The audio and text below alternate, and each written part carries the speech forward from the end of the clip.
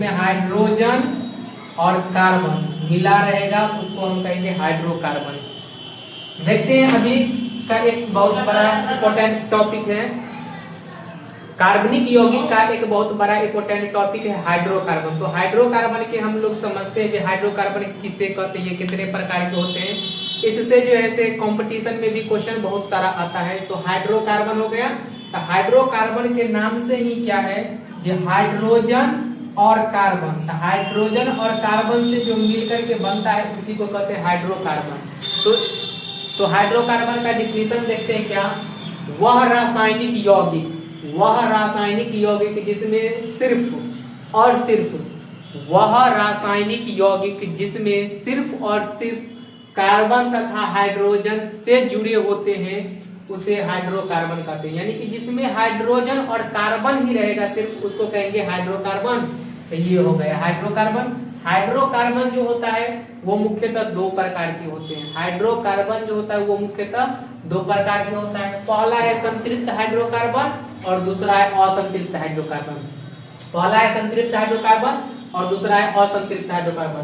तो संतृप्त हाइड्रोकार्बन जो होता है वो एल्कोहल से जुड़ा होता है। संतृप्त हाइड्रोकार्बन जो होता है वो एल्कोहल से जुड़ा होता है, इसीलिए इसका नाम एल्केन्स होता है। हाइड्रोकार्बन कहेंगे किसको, तो जिसमें कार्बन और कार्बन के बीच में सिंगल बॉन्ड के द्वारा जुड़ा रहेगा। कार्बन और कार्बन के बीच में जो है सिंगल बॉन्ड के द्वारा जुड़ा रहेगा उसको कहते हैं संतृप्त हाइड्रोकार्बन या एल्केन। तो एल्केन कहेंगे किसको, तो जिसमें कार्बन कार्बन जो है सिंगल बॉन्ड के द्वारा जुड़ा रहेगा। ये कार्बन हो गया और ये कार्बन हो गया, तो ये दोनों आपस में जो है सिंगल बॉन्ड के द्वारा जुड़ा रहेगा, तो इसको कहते हैं एल्केन। तो एल्केन का संरचना सूत्र क्या होता है, R सिंगल बॉन्ड H। इसका सामान्य सूत्र जो हो जाएगा CnH2n+2 हो जाएगा। CnH2n+2 हो जाएगा, जहां n बराबर में 1 2 3 4 5, जहां n जो हो जाएगा वो कार्बन परमाणु की संख्या हो जाएगा। जहां n जो होगा वो कार्बन परमाणु की संख्या हो जाएगा। अगर कार्बन परमाणु की संख्या अगर 1 रहेगा तो इसको मेथ बोलेंगे, 2 रहेगा तो एथ बोलेंगे, 3 रहेगा तो प्रोप बोलेंगे, 4 रहेगा तो ब्यूट बोलेंगे, 5 रहेगा तो पेंट बोलेंगे, 6 रहेगा तो हेक्स बोलेंगे, 7 रहेगा तो हेप्ट बोलेंगे, और 8 रहेगा तो ऑक्ट बोलेंगे, 9 रहेगा तो नॉन बोलेंगे, 10 रहेगा तो डेक बोलेंगे। तो एल्केन का जो है उदाहरण जो देखते हैं वो होता है मीथेन। एल्केन का उदाहरण जो होता है मीथेन होता है, इथेन होता है, एथेन होता है, methane, ethane, propane, butane, hexane, heptane, octane, ये होता है। तो असंतृप्त हाइड्रोकार्बन कहेंगे किसको, कार्बन कार्बन जो है आपस में डबल बॉन्ड या कार्बन कार्बन जो है आपस में ट्रिपल बॉन्ड के द्वारा जुड़ा रहेगा। यानी कि कार्बन कार्बन परमाणु जो है वो आपस में डबल बॉन्ड या ट्रिपल बॉन्ड के द्वारा जुड़ा रहेगा, तो उसको कहते हैं असंतृप्त हाइड्रोकार्बन।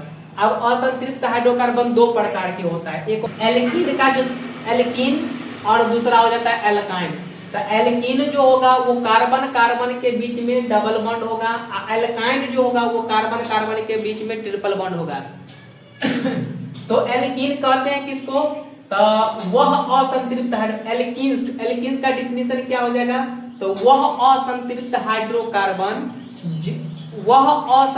हाइड्रोकार्बन जिसमें कार्बन कार्बन के बीच में डबल बॉन्ड होता है उसको कहेंगे एल्कीन कहेंगे। इसका सामान्य सूत्र हो जाता है CnH2n, जहां n बराबर में हो जाएगा 2 3 4 5 6 हो जाएगा। और एल्केन में देखे थे 1 2 3 था, और यहाँ एल्कीन में देखेंगे 2 3 4 होगा। यहाँ 1 2 3 है और यहाँ 2 3 4 है। अब इसका जैसे उदाहरण क्या हो जाता है, एथिल प्रोपिल ब्यूटेल, ये हो गया इसका उदाहरण, एथिल प्रोपिल ब्यूटील हो गया, और ये हो गया एल्काइन। तो एल्काइन का क्या हो जाएगा, जो कार्बन कार्बन जो होगा से ट्रिपल बॉन्ड के द्वारा जुड़ा रहेगा तो उसको बोलेंगे एल्काइन। तो इसका डिफिनीशन क्या हो जाएगा, वह असंतृप्त हाइड्रोकार्बन जिसमें कार्बन कार्बन परमाणु जैसे आपस में 3 बंधन के द्वारा जुड़ा रहेगा, 3 ट्रिपल बॉन्ड के द्वारा जुड़ा रहेगा, उसको कहेंगे एल्काइन कहेंगे। एल्काइन का सामान्य सूत्र हो जाता है CnH2n-2, अब जहां n जो हो गया से कार्बन परमाणु की संख्या हो जाएगा और n का मान हो जाएगा 2 3 4 5 6 7 इस तरह से जाएगा। इसका उदाहरण जो होगा से इसका उदाहरण हो जाएगा इथाइल हो जाएगा, प्रोपाइल हो जाएगा, ब्यूटाइल हो जाएगा।